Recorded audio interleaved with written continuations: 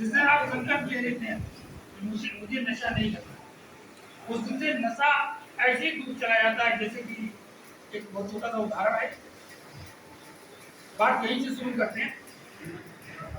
अभी भैया के साथ में परिवार वाले थे, मुझे दो चीजों को बड़ा आश्चर्य है।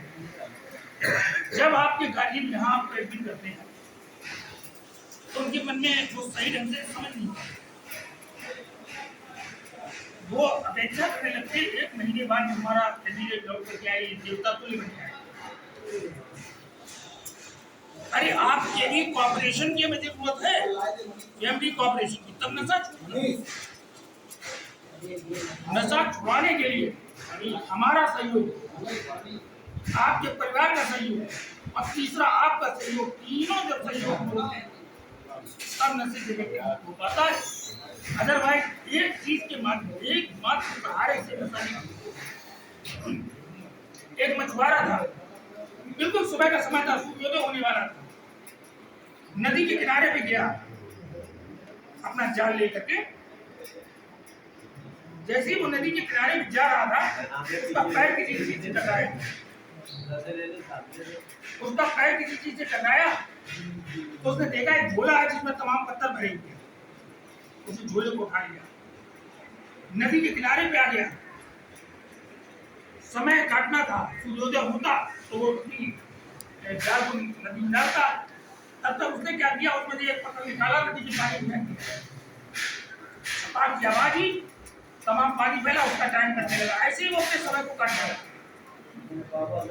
काटते काटते क्या हुआ, इधर सूर्योदय होने लगा, पूरा झोला खाली हो गया। अब आखिरी पत्थर उसके हाथ में था। जैसे ही उसे फेंकने के लिए उसने पत्थर हाथ से निकाला तो देखा क्या बेशकीमती हीरा उसके हाथ में था। अब वो व्यक्ति रोने लगा, सोचने लगा अज्ञानतावश हम अकूत संपत्ति को नदी के पानी में फेंक दिए। हमने नदी के पानी में इतनी विशाल संपत्ति फेंक दी, क्यों? क्या अंधेरा था, अज्ञानता थी। लेकिन वो मूर्ख मैं उस आदमी को मानता हूँ, क्योंकि अभी भी एक हीरा उसके हाथ में है, एक हीरा अभी भी आपके हाथ में है। सारे हीरे भले ही खो दिए हो, अभी भी एक हीरा आपके हाथ में है, जो है आपका स्वास्थ्य है, आपका शरीर। जिस दिन ये हीरा चला गया फिर कुछ नहीं बचेगा, फिर तो वो झोला खाली हो गया। मेरी बात आप समझ गए? आपने चाहे संपत्ति खोई हो, धन खोया हो, प्रॉपर्टी खोई हो, विश्वास खोया हो, या जो भी चीज खोई हो, सभी लोग के आ सकती है। लेकिन अगर स्वास्थ्य अगर एक बार गड़बड़ हो गया, इससे आप लोग नहीं सकते। आपको करना क्या है, इसी आखिरी हीरे को अपने पास बचाना, इसी आखिरी हीरे को अपने पास बचा लेना। अगर आप बचाने में सफल होते हैं, अगर इस आखिरी हीरे को बचाने में सफल होते हैं, तो मेरा दावा है जितने हीरे आपने नदी के पानी में फेंके, सारे हीरे आपके पास लौट के आ जाएंगे, मेरा दावा है।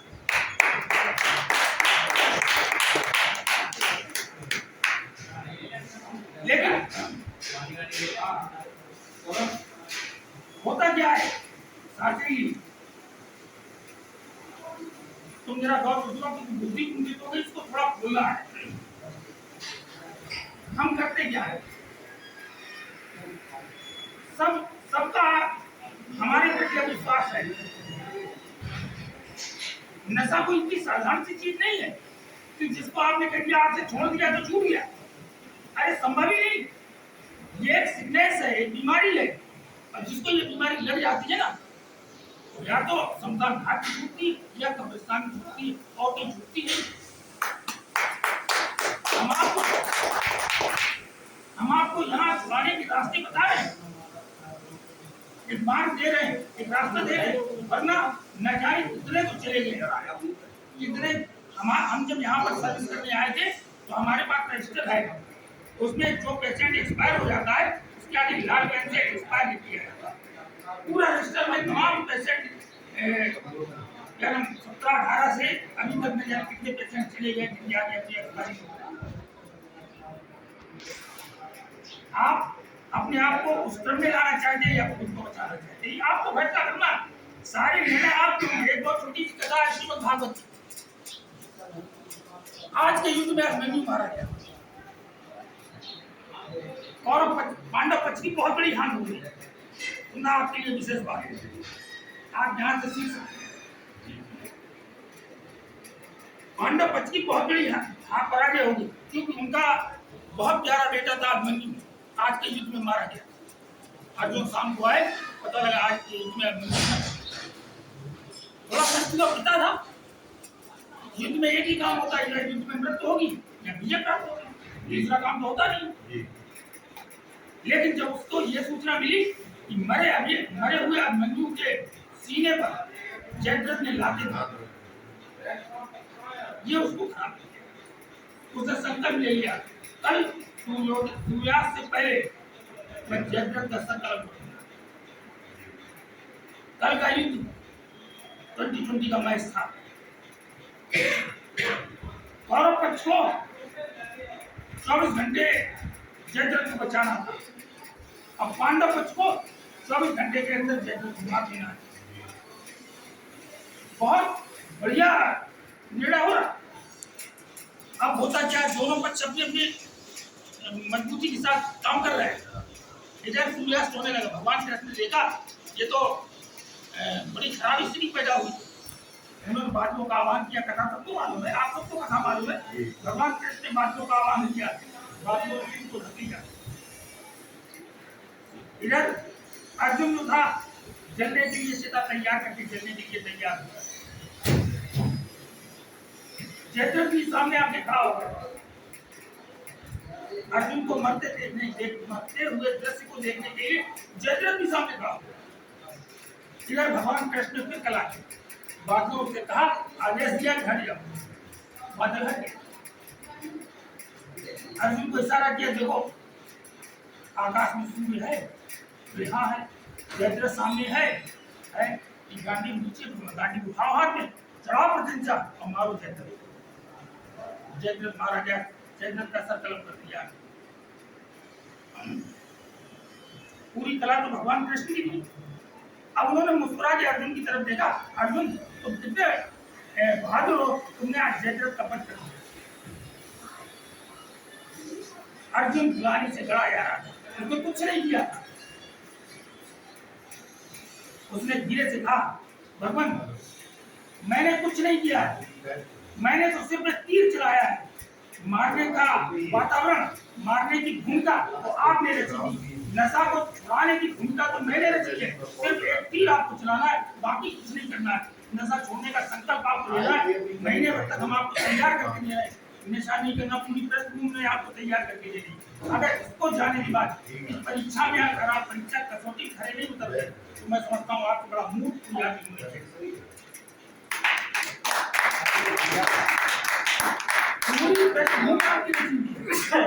थोड़ी देर के मोबाइल बंद कर दिया था, पूरी बात नहीं होगी, आपके लिए बात कही गई थी, आपने सुनी नहीं।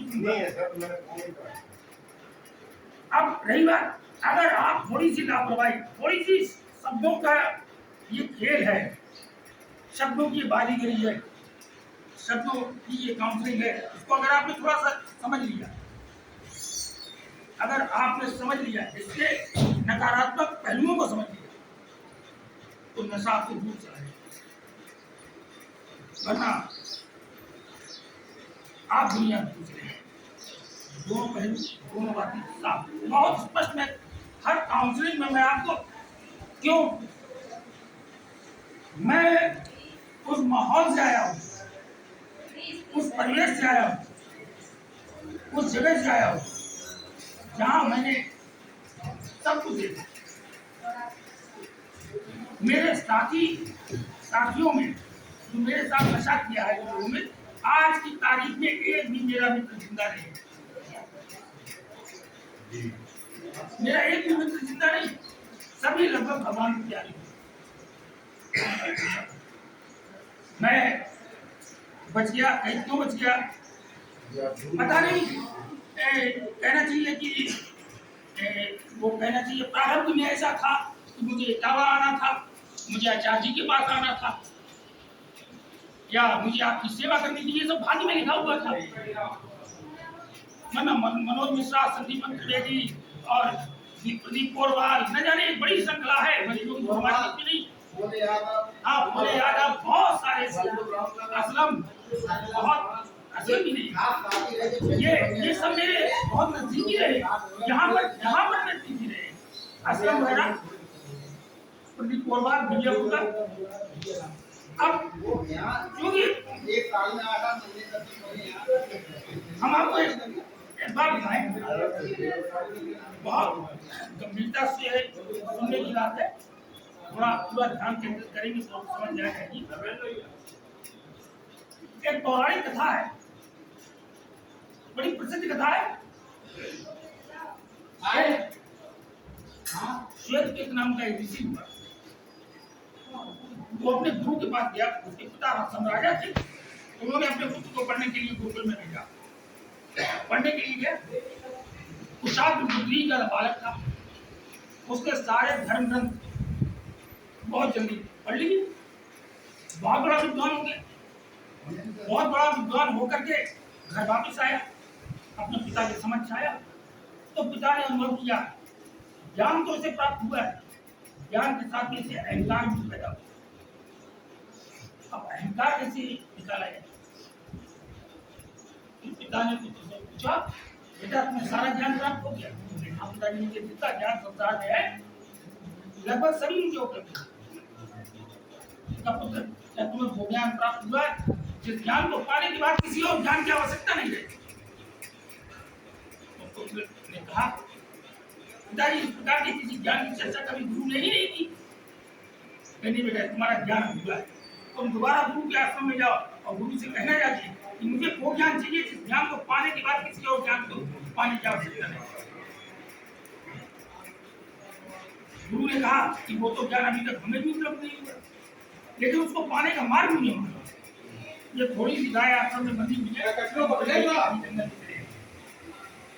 और इतने घने जंगल में जाना जहाँ मनुष्य के कभी कदम भी न पड़े। और जब ये गाय 1000 हो जाए तो वापिस आश्रम में चले जाता। स्वभाव था, तो जंगल में गया, गायों को लेकर। अब उसे 1000 गाय करने का इंतजार था। वहां कोई व्यक्ति था नहीं, गायों के साथ रहता था, गायों की तरह बोलने लगा, गायों की तरह घास खाने लगा। यानी स्वभावगत जो ज्ञान उसने अर्जित किया था वो ज्ञान भी वो भूल गया। समय बीता, वो गिनती भी भूल गया। धीरे धीरे वो अपने सारे विकार मन से गायब हो गया, अपना ज्ञान भी गायब हो गया, सब गायब हो गया, और यहाँ तक गायब हो गया कि वो गिनती भी भूल गया। तब गायों ने से कहा, पिता के पास, वो गुरु के पास चलो, अब हम एक है। इधर वो गुरु के आश्रम की तरफ आ रहा है, उधर 1000 गाय उसके पीछे पीछे चली आ रही है। अब वो गायों की तरह चलता हुआ चला है, तो गाय भूल गया था। गुरु ने देखा सुबह उठ करके कि आज की हिंसा से कुछ आभासी प्रकट लग रहा है, सोच के तो आ गया। गाय की तरह चलता हुआ आया, गुरु को प्रणाम किया और वापस चला गया। गुरु ने भी कहा, अब तुम जंग में नहीं हो। मेरा कहानी सुनाने का आशय ये था, हमारे अंदर विकार भरे हुए हैं। व्यक्ति जब नशे से ग्रस्त होता है, अहंकार, क्रोध, ये तो सब, और लालची स्वभाव, ये तो सब उसके स्वभाव में आएगा ही। झूठ बोलना ये भी स्वभाव है। हमें अपने स्वभाव को बदलने की चेष्टा करनी चाहिए। जैसे सर रोज लोग काउंसलिंग में पीटी सर बता, अगर आप झूठ बोलना बंद कर दें तो हो जाएगा। एक बात और कहते हैं, भगवान राम का उदाहरण देते हैं, प्रातः काल उठते रंगमाता, मात पिता ही गुरु नारायण। एक दूसरी चौपाई में और पढ़ते हैं, अनुज सखा संग भोजन करही, मात पिता आज्ञा अनुसरण। जब आप अपने माता पिता की प्रति श्रद्धा ज्ञापित करने लगोगे तो सारे विकार ऑटोमेटिक आपके पास से दूर हो जाएंगे। या जब आप अपने से छोटों के साथ भोजन करने लगोगे और उनके साथ रहने लगोगे, आपने स्वभाव होता ही बदल जाएगा। और इस सारी चीजों ने ही तो भगवान राम को मर्यादा पुरुषोत्तम भगवान श्री राम बना दिया। कितना अनुशासित जीवन जिया।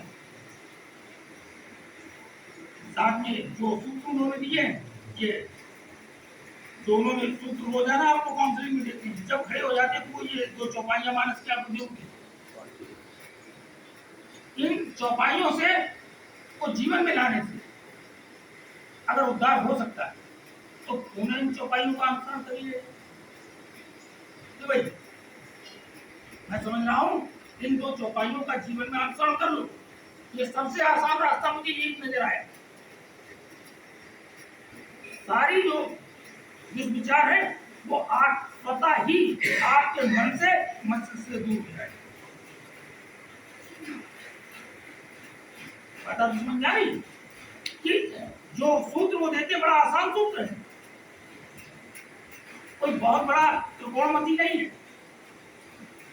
सीधा सीधा सिद्धांत है कि प्राप्त काल उत्के रघुनाथा मात पिता ही को नावे माता अनुज सखा संग भोजन करे मात पिता आज्ञा अनुसार। अरे मानने लगो माता पिता क्या किया, अगर उससे कल्याण होता है, नहीं तो मेरी तरह दुखी होगी।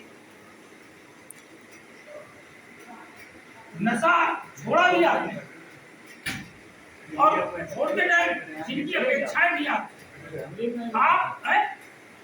आप उनकी अपेक्षाओं की कसौटी पे खड़े नहीं उतर पाए। और वो लोग आज आपके बीच में नहीं है, भले ही आपने नशा छोड़ दिया तो आप नशा छोड़ने के बाद अपना जीवन को व्यवस्थित जियो, लेकिन जिसको दिखाना था कि नहीं हम जीवन में स्थापित हैं। जिनके माता पिता हैं, कितने तो माता पिता हैं, जरा हाथ खड़ा करो। इन लोगों के माता पिता हैं, खड़ा करो, संकोच का है संकोच है तो दो नीचे हाथ करो। जिन लोगों के माता पिता हैं उनको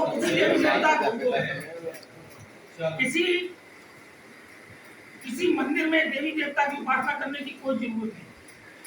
भगवान को लगा कि जब वो हर घर में नहीं रह सकता, हर घर में नहीं जा सकता, हर घर में नहीं रह सकता,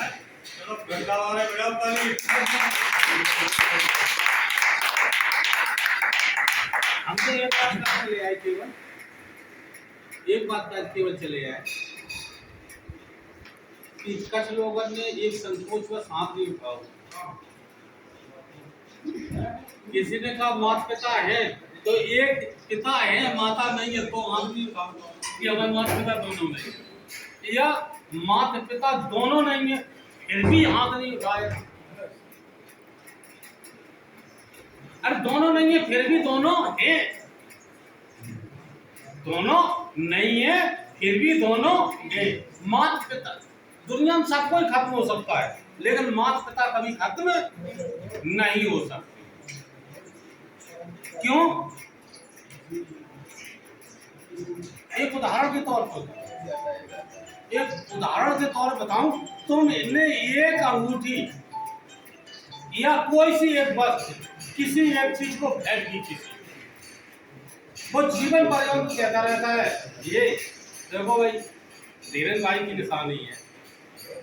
क्यों? जे है जब जे है तो अमु धीरेन्द्र भाई की निशानी है, तो जब तक तुम हो तब तक अपने माता पिता की निशानी हो। लोग कहते हैं अब हमें नहीं चिंता, माँ बाप खत्म हो गए, लेकिन हम तुमसे एक बात कहना चाहते हैं दोस्त कि हिंदू धर्म के अनुसार आत्मा अजर और अमर है। आत्मा अजर और अमर है। और तुम लोगों की दशा देख के यदि माँ बाप यहाँ है भी नहीं, लेकिन उनकी आत्मा जहाँ भी होगी तो हम तुम्हें देख के दुखी और कहते होगी काश मेरे बेटा का हाल हुआ। शायद रामायण का सीरियल चला था, देखा हो सब। जब राम ने रावण का वध कर दिया तो दशरथ जी स्वर्ग लोक से आए, दशरथ जी स्वर्ग लोक से आए, बोले आज हम संतुष्ट हैं, अब हम अपनी आत्मा त्याग रहे। तब तक नहीं रहे, बल्कि उन्होंने अपने जो 14 साल पहले उनकी मृत्यु हो गई थी वो 14 वर्ष राम को दान में दिए कि मेरी जो उम्र जो है वो राम को दी जाए। तो माँ बाप तो मरण उपरांत भी मरण उपरांत भी हमें हमेशा देखते रहते हैं। आज हम तुम्हारे लोगों के बीच में आए, सोचो मन से। कई बार हमने काउंसलिंग में एक पार्ट किया और एक महत्वपूर्ण पार्ट है, काउंसलिंग का एक महत्वपूर्ण पार्ट है, ये अलग बात है। लोग कहते हैं कि हम दोबारा क्यों पीने लगे, हम रिलैक्स क्यों हो गए, ज्यादातर क्वेश्चन नहीं, दोबारा क्यों पीने लगे, रिलैक्स क्यों हो गए। एक पानी छोटी, मेरे पास कितना टाइम है? आगे टाइम आ जाएगा, बोलो। हाँ? 15 मिनट तो है ही मतलब। एक कहानी छोटी सी बता, हम मेरी क्या गर्ज पड़ी है कि हम कहते हैं यहाँ कम लोग क्यों हो गए या और लोग क्यों नहीं आए, उनके आने से कौन सी मेरी शोभा बढ़ रही है, उनके आने से यहाँ बैठने से मैं कौन सा फायदा होगा और न आने से आपका कौन सा घाटा होगा, मन में सब कुछ। लेकिन फिर भी हम ये बात कहते हैं कि आज इतने लोग और लोग क्यों नहीं आए, कितने लोग नीचे रह गए, क्यों कर कहते हैं? बिल्कुल सही। एक हम छोटा सा एग्जाम्पल, एक सज्जन थे, अच्छे खासे थे, मतलब कमाते खाते खाते पीते खुदाल करके करते थे, एन केन फड़फड़ करके इसी प्रकार से जैसे हम लोग नशाग्रस्त हुए, नशा में फंसे, तैसे वो भी नशा में फंस गए। और जब नशा में फंसे तो इतने डूबते गए कि उनकी जो चल अच्छा संपत्ति थी वो सारी समाप्त हो गई। यानी अब उनके पास एक ही चारा रहा था, या तो हम कबाड़ो पी लें या कल से हम फैलाए के दो मांग लेते, जैसा अन्वेषण करते हैं। बहुत ज्यादा परेशान थे, तो एक उन्हें सज्जन मिले, उन्होंने उन्हें सलाह दी कि तुम जो है किसी को अपना गुरु बनाओ, जो अच्छा लगे उसके गुरु ही तुम्हारी नैया पार कर सकता है। गुरु शब्द कोई मामूली शब्द नहीं है, गुरु शब्द कोई छोटा शब्द नहीं है। हम याद आ गया जैसे उस दिन हमारे देवेंद्र जी स्पीच कर रहे थे, बहुत अच्छी स्पीच उदाहरण भी दे रहे कि राजा दशरथ चाहते तो 4-5 टीचर लगाए कर राम को घर में पढ़ा सकते, लेकिन ऐसा उन्होंने नहीं किया, बल्कि गुरु के आश्रम पर ही राम को भेजा कि जाओ शिक्षा ग्रहण करो। इसके साथ बात देखो, सीधी उदाहरण दे दो, राजा दशरथ ने भी कभी भी गुरु के आश्रम में नहीं गए, राजा दशरथ कभी भी अपने गुरु के आश्रम में नहीं गए। जब उनसे गुरु की परामर्श की आवश्यकता पड़ती थी तो गुरु वशिष्ठ को अपने यहाँ बुला, परिणाम ये हुआ कि उनका चौथापन आ गया, लेकिन एक भी पुत्र पैदा नहीं। और जब पुत्र पैदा हुआ तो कब हुआ, जब राजा दशरथ गुरु आश्रम गए। रामचरितमानस के आधार पर कहा है, एक बार भूपत मन माही भई गिलान मोर सतनाही, गुरु ग्रह गयो निर्पाला। तब गुरु के ग्रह गए राजा, तब जाकर के उन्हें आशीर्वाद मिला और वशिष्ठ ने उन्हें वो बताया, तब भाई सुतचार कब गए, जब गुरु के पास। तो मतलब गुरु का बहुत बड़ा महत्व है, कहने का सब नहीं, तो गुरु बना लो। तो उन्होंने देखा कोई मिल गया, उन्हें अच्छा खासा कोई भी मिला हो, मिल गया, और उन्होंने कहा भैया हमारे गुरु बन जाओ, ठीक है बने जाए। अब गुरु जी हमें उपचार बताओ, हमें इसका रास्ता बताओ, मेरा कैसे जीवन मेरा पार हो, हमसे कुछ भी नहीं रहा। तो गुरु जी ने एक सलाह दी उन्हें कि तुम रामायण का पाठ करो। तो उन्होंने गुरु के कहे अनुसार रामायण अपने पास धर ले, 1 2 3 4 5 रोज ही ना पढ़ने लगे और कईयों बार उन्होंने रामायण पढ़ डाला। क्या कर डाला? कईयों बार रामायण पढ़ डाली।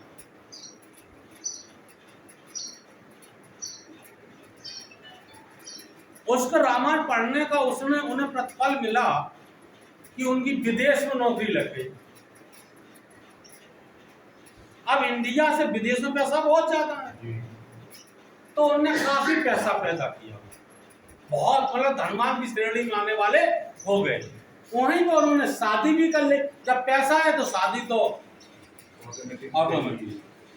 और एक बात मन में विचार आया कि हम पे इतना पैसा है, इंडिया में जाकर के अच्छा मकान बना लिए, अच्छा निकल लिए, अच्छी कोई बिजनेस शुरू कर। वहां से पति पत्नी दोनों जने अपने इंडिया आए, तो दिल्ली तक मान लो प्लेन से आए, लेकिन शेष यात्रा उन्हें ट्रेन से करनी। तो वो हवाई अड्डा से रेलवे स्टेशन आए। रेलवे स्टेशन आए तो 2-4 मिनट वो लेट हो गए। टिकट ली बोली और प्लेटफार्म पर गाड़ी प्लेटफार्म पर लगी थी, उस पर चढ़ने के उस पर जाने चढ़ने की तेजी चलने लगी। तेजी चले उधर गाड़ी में भी सीटी दी, संकेत कर दिया। अब जब गाड़ी को पकड़ने दौड़ने लगी, अपनी मिसेस को दौड़ाने लगे, आ जाओ आ जाओ। गाड़ी थोड़ी थोड़ी रेंगने लगी। आपने दौड़ के डंडा पकड़ा और डंडा पकड़ के उस पर चढ़ गए और बीबी के साथ आ जा। अब गाड़ी थोड़ी और स्पीड पकड़ ली, बीबी इतनी भाग नहीं पा रही थी, हाथ ऐसे करे रही, जेऊ हाथ ऐसे करे रहे, न माने इनको हाथ पकड़ पाओ न इनको हाथ पकड़ पाओ, गाड़ी स्पीड। वो प्लेटफार्म पर रह गई।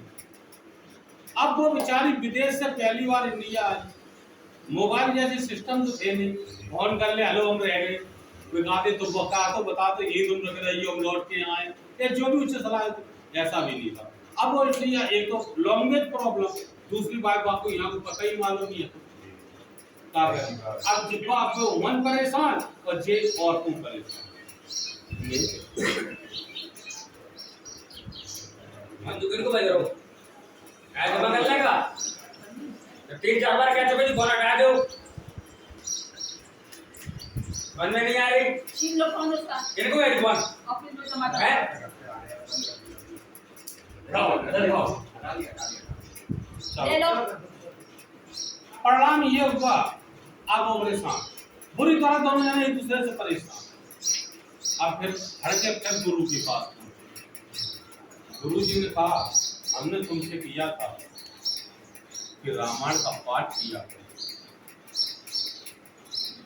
बोले अरे गुरु जी हमने रामायण तो हजारों बार पढ़ डाली। गुरु जी ने कहा यही तो तुम गलत कर गए, ठीक है, तुमने रामायण पढ़ डाली, अरे तुमने पढ़कर डाल दी नहीं भाई, पढ़कर तुमने पाठ किया करो, तुमने तो पढ़ डाली। अगर रामायण का तुमने पाठ किया होता तो आज ये स्थिति ना होती। शायद तुलसीदास ने स्पष्ट लिखा है, कहा है कि सिया चढ़ाए चढ़े 2 भाई, पहले सीता को नाव में चढ़ाओ ताकि बाद दोनों भैया चढ़े, और तुम पहले ट्रेन में चढ़े गए। अगर पढ़ी होती तो यही बात यहाँ पर, यही बात यहाँ पर है।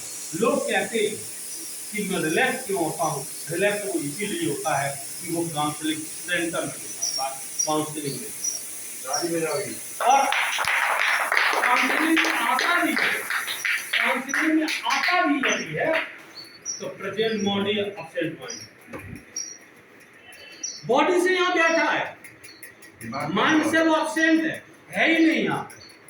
पढ़ डाली, कैसी हमारी बात सुन डाली, सुनी नहीं सुन डाली।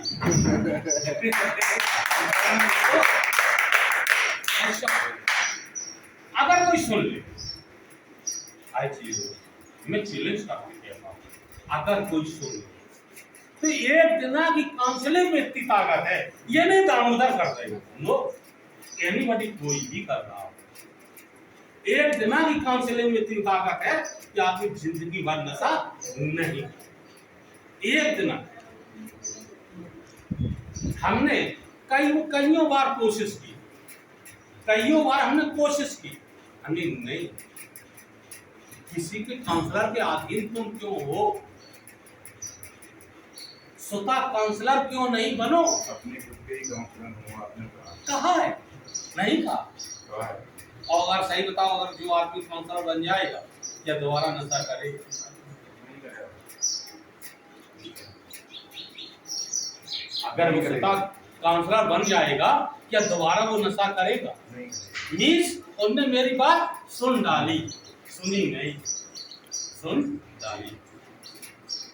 खैर चूंकि समय है आप दोहराने का, कछुआई भाई नए आए, उनने नहीं सुनी हो, और कछुआई जिन्होंने सुनी भी है तो उनकी रिपीट हो रही है, शायद उन्हें पूरी बात ध्यान न रही। स्वतः काउंसलर बनने के लिए हमने कहा था कोई टेढ़ा काम नहीं करना, कोई ज्यादा काम नहीं करना, कोई ज्यादा मेहनत नहीं करनी, केवल 5 मिनट लगाएंगे, ओनली 5 मिनट। 5 मिनट से भी अगर काम है तब भी काम चल जाए। हमने कहा कि हर आदमी के घर पर एक गप्पा होता है, प्रत्येक व्यक्ति घर में एक गप्पा होता है, सभी के घर में। बाय द वे है कबू फूट फाट का हो तो वो 2-4 जगह में आदमी ले आता है, बिना सीधा गुजारा चलता। हम लगाते चले जब भाई साहब है, लेकिन घर में और भी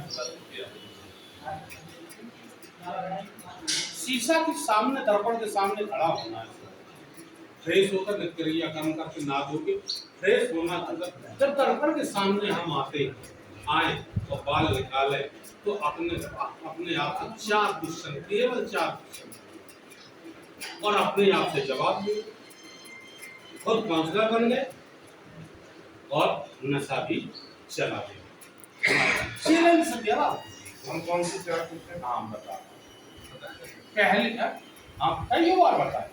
अब ये बात है कोई नए आए उन्हें नहीं जाना होगा, नहीं सुना होगा, या जो पहले के हैं उनने आधी सुनी हो या आधी समझ में नहीं आई हो, ये भी हो सकता है।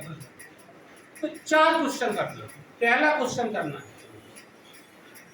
क्या मैं किसी पुत्र का पिता हूँ? एक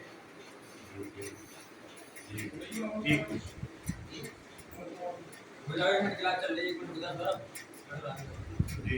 बैठ रहा है, क्लास 4 बातें हैं, वहीं बैठ जाओ। मैं किसी पिता का पुत्र हूँ, और पुत्र हूँ, अगर पिता हूँ मैं तो कैसा पिता हूँ? क्या मैं अच्छा पिता हूँ? मेरा पुत्र हमसे क्या चाहता है? अरे वही चाहता है जो तुम अपने पिता से चाहते, और क्या नशा की स्थिति करके ये करके हम अपने पुस्तकों को दे सकते हैं?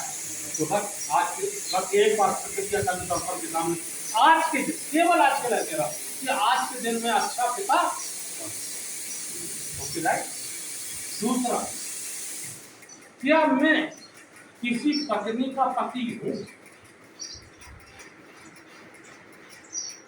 किसी पत्नी का पति हूं? अगर हो तो कैसे पति हो तो कैसे पति हो? अरे हिंदू धर्म के अनुसार अगर हम बात करें तो हिंदू धर्म में 2 बंधन, एक ऐसे बंधन है जिस बंधन का कोई अभी तक काट नहीं बना है। एक है गठबंधन और दूसरा है रक्षाबंधन। तुमने पत्नी को अग्नि को साक्षी मान के, 20 आदमी 5 आदमी को गवाह मान के, साक्षी मान के ये वचन दिया था कि तुम्हें मैं अपने घर ले चल रहा हूं, लेकिन मैं तेरे आंखों में आंसू नहीं देखता। और नशा वालों का कोई ऐसा हो ही नहीं सकता है जिसकी पत्नी रोती ना हो, शाम को रात में रोती ना हो। होती है किसी नशा वाले के लिए? बता।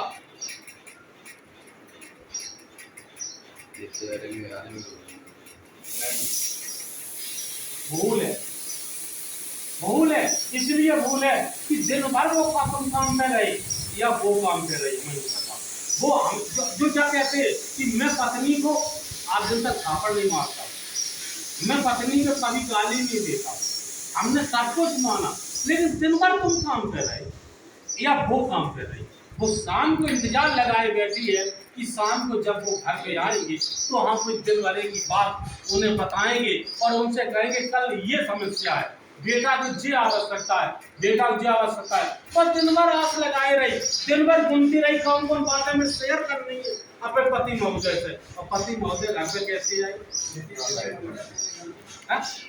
अगर कहने में अफसोसी ना हो तो बताओ, शराबी की एक आदत होती, बहुत तगड़ी आदत होती, शराब का ठेका 4 किलोमीटर दूर क्यों ना हो, जाएगा और पिएगा और अपने गांव तक घुसो, आवाज को चलाएगा, और जैसे अपने गांव या मोहल्ला में घुसो तैसे ही बाकी कोई अंग्रेजी की आठ बनाने लगा,